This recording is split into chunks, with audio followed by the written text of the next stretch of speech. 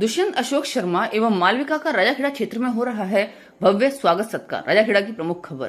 Bharatiya Janata party के युवा नेता दुष्यंत अशोक शर्मा और बहन मालविका मुदगल ने आज राजाखेड़ा विधानसभा क्षेत्र की सदापुर पंचायत में जनसंपर्क किया। दुष्यंत शर्मा ने कहा कि हम सदापुर पंचायत के साथ साथ संपूर्ण विधानसभा क्षेत्र के गांव-गांव में लोगों से मिले प्यार और सम्मान से आभारी हैं। इस जनसंपर्क अभियान में लोगों के बीच अपने मन की बात रखने का भी मौका मिल रहा है। आप सभी से हम मन से जुड़े हैं। हमें एक बार सेवा करने का मौका मिलने पर अपने पिता स्वर्गीय अशोक शर्मा ने जो राजाखेड़ा के विकास का सपना देखा था उसे पूरा करेंगे। यह हमारा विश्वास है कि राजाखेड़ा में बदलाव आएगा और विधानसभा को विकास की ओर ले जाने से कोई नहीं रोक सकेगा। राजाखेड़ा से वीवीएन ब्यूरो रिपोर्ट। मैं अपना परिचय दोबारा दे देती हूँ। मेरा नाम है मालविका और प्यार से पापा मुझे मौली बुला देते हैं। तो आप लोगों के आगे एक बेटी खड़ी है साहब, भैया को तो आपने सुन लिया। अब हमारी परिस्थिति ऐसी कि समय से पहले हम पे ज़्यादा जिम्मेदारी आ गई। आप लोग समझ रहे होंगे कि जिनके सिर के ऊपर से हाथ उठ जाए उनके पापा का, उनकी क्या स्थिति होगी साहब। 10 महीने हुए इस बात को। पिछले साल तक तो हम नहीं समझ पाए थे कि क्या हुआ था। दिसंबर तक सच में हमें नहीं पता था कि वो राजनीति हो या व्यापार हो, हम क्या कर रहे हैं, कैसे जा रहे हैं, हमें कुछ नहीं पता था। ठीक है, लेकिन जहाँ हमारे शायद परिवार ने भी उतना साथ नहीं दिया, वहाँ आप लोगों ने इतना हमें आके साथ दिया। शायद हमारे पापा का आशीर्वाद था।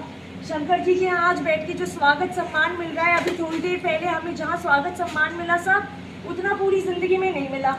और इतनी जो हमारी परिस्थिति खराब हो गई थी, शायद हमारे पापा ही ऊपर से आप लोगों के जरिए हमें आशीर्वाद भेज रहे हैं।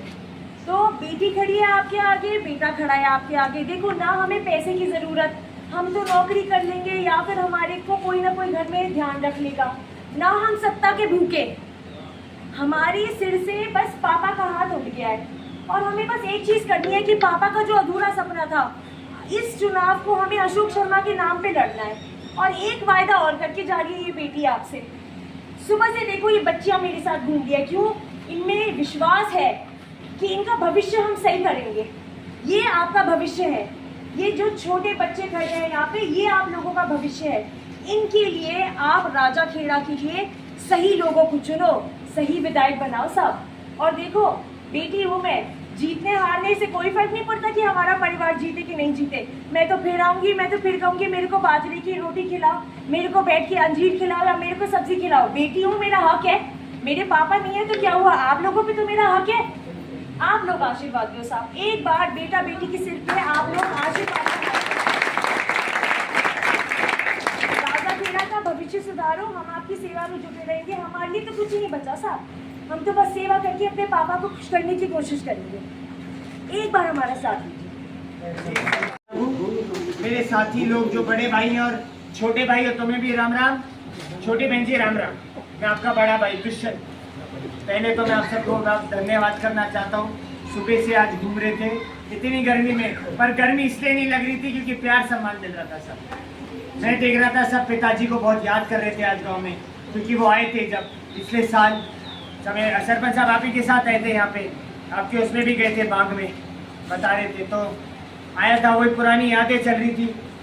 अभी तो 7 महीने बाद चुनाव है, पर आप लोग के बीच हम इसलिए आए हैं ताकि हम समस्याएं देखें। मेरे पापा बताते थे और बिशन अंकल से भी सुबह ही बात चल रही थी, आज तक राजाखेड़ा में सिर्फ भाइयों भाइयों को लड़ाया गया है, सिर्फ लड़ाया गया है, बंटवारा गया है दोनों इन सब भाइयों में। ये अंग्रेजों वाली राजनीति चली है। मेरे पापा जो आए थे राजाखेड़ा, जब 12 दिन मिले थे चुनाव में, उनको 62,000 वोट पड़े थे और उनका एक ही लक्ष्य था, इन अंग्रेजों की हुकूमत को खत्म करें। राजाखेड़ा तो साहब अभी तक आज़ाद नहीं हुआ। हमारे देश को आज़ादी कितने साल हो गए। आप फतेहाबाद जाओ, आप धौलपुर, आगरा, कहीं भी जाओ, ग्वालियर में सड़कों का इतना बुरा हाल कहीं नहीं है।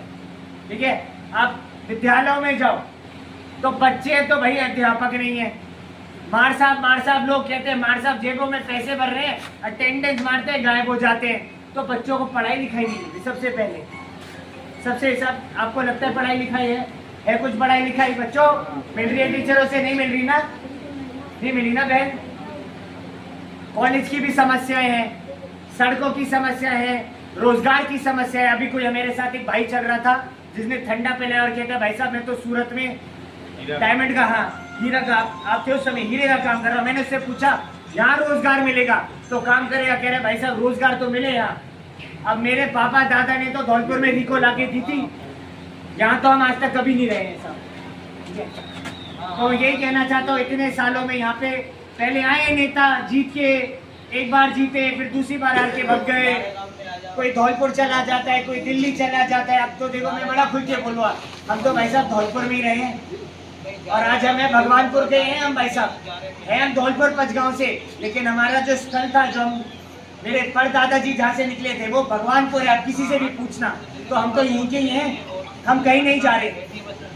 बस यही, आप पापा नहीं, अब हम पे वो जिम्मेदारी आ गई है जल्दी।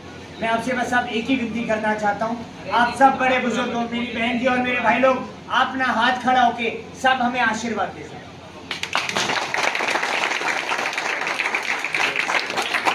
और मैं बड़ा खुल के जाऊंगा।